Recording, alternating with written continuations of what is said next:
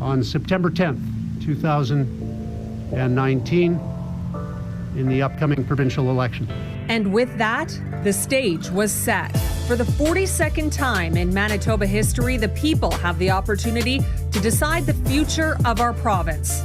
Brian Pallister challenged by fresh faces, with Wab Kinew now leading the NDP. I'm running to be your next premier so that we can fix healthcare. And Dougald Lamont with the Liberals. There are people who are not happy with what happened with the Pallister PCs. Promises have been made. More jobs and less debt. Back onto being a province for all of us. Predictable, stable funding. We've got to roll back the changes that were done. And through it all, we listen to you. This is not an isolated situation. This has happened to other people. I would definitely link the robberies that we've seen to just fast cash for drugs. Licensed practical nurses working whose jobs were totally eliminated. Will Manitobans stay the course with the Progressive Conservatives, or is new leadership needed? This is Decision Manitoba.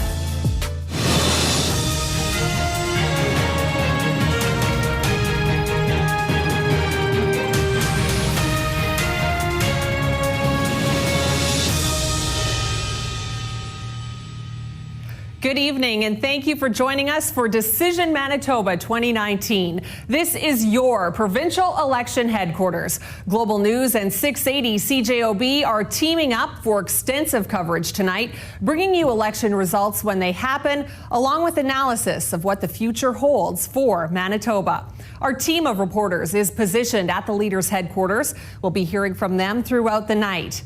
Global's Brittany Greenslade is standing by with the Progressive Conservatives. Kevin Hirschfield is keeping his eye on the NDP. Global's Joe Scarpelli is watching the Liberal camp tonight.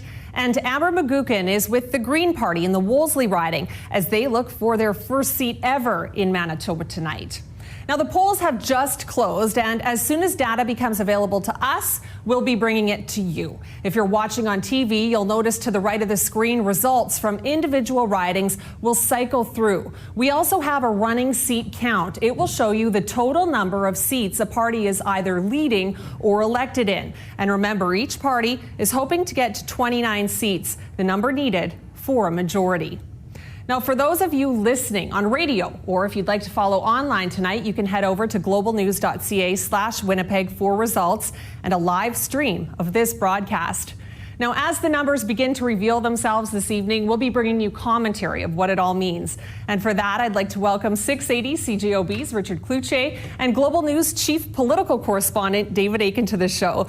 Gentlemen, let's begin by talking about the big picture. Well, the big picture is Brian Pallister has 40 last time around in 2016, 40 of 57 seats. Now, with healthcare being a key part of this general election, will he be able to keep that 40? And what does that mean for the other parties here, David? The NDP are trying to build on 12 seats from last time around. That's right. This is a really interesting election in that there are four parties that could all say mission accomplished at the end of the night. And let's take a look. The PCs want to hold the majority, but they could lose 10 seats and still have a majority. That's the PC's mission accomplished. Wab Kinew and the NDP get to 16, 18 seats. That's mission accomplished. Dougald Lamont's Liberals, they want to hold official party status. That's mission accomplished. And for the Green Party of Manitoba, never ever won a seat before. Maybe tonight's the night. I think they've got a chance, and that would be mission accomplished for that party. So, Lisa, there's lots of stories within the stories that we're going to be tracking this evening. You bet. All right. We're also joined by Global's senior current affairs reporter, Eric Sorensen. He's helping keep an eye on those key ridings and the entire province. Eric. Lisa, if Brian Pallister has one advantage this election night, it is Manitoba's own history, the disposition of Manitobans to elect a government and then re-elect it a second time. In the 99-year history of the Manitoba Legislature building, only the government of Sterling Lyon in 1981 did not get a second mandate.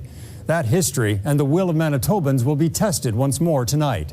I'm not aware of any rift in the Conservative Party. For over 60 years, only the Conservatives and New Democrats have governed Manitoba. Conservative Premier Duff Roblin won 4 elections. Then Ed Schreier ushered in the very first NDP government for 2 terms. A pattern unique to Manitoba was established, a battle of left and right with ample time for each to govern. There's also the North-South divide. Conservatives have won consistently in the rich farmland of southern Manitoba, while the NDP has usually won in the less populated mining and Indigenous communities in the north. In Winnipeg, New Democrats have won primarily from the city core to the north to the east side. The Conservatives have often won the neighborhoods in Winnipeg's south and west. The battleground to form government often decided by ridings that swing between north and south, left and right, and when Manitobans are ready for change. And so, New Democrat Howard Pauley won 2 elections. Then Gary Filmon won 3 for the Conservatives. Then the NDP came back to win 4 times, 3 with Gary Doer and 1 with Greg Selinger. And that brings us to 2016. The electoral map went massively blue, and Premier Brian Pallister hopes Manitobans will do what they've done so often, give a first-time government a second term. So, Brian Pallister enters this election night with a little history on his side. Now, history also suggests the main challenge will come from Wab Kinew and the NDP, though Dugald Lamont and the Liberals hope to change the course of Manitoba history, and the Greens hope to write a brand new chapter altogether. The results will begin to fill in our virtual legislature. The PCs in blue, with 38 seats at dissolution, are defending their place on the government benches. The New Democrats in orange have just 12 seats at dissolution. The bottom line for the Liberals in red retain official party status with at least 4 seats, plus 3 other independents in gray. The total, 57. But on this night, the count starts at 0. The slate is wiped clean. 57 separate elections are underway. The counting just beginning for Manitoba's 42nd Legislative Assembly. Lisa?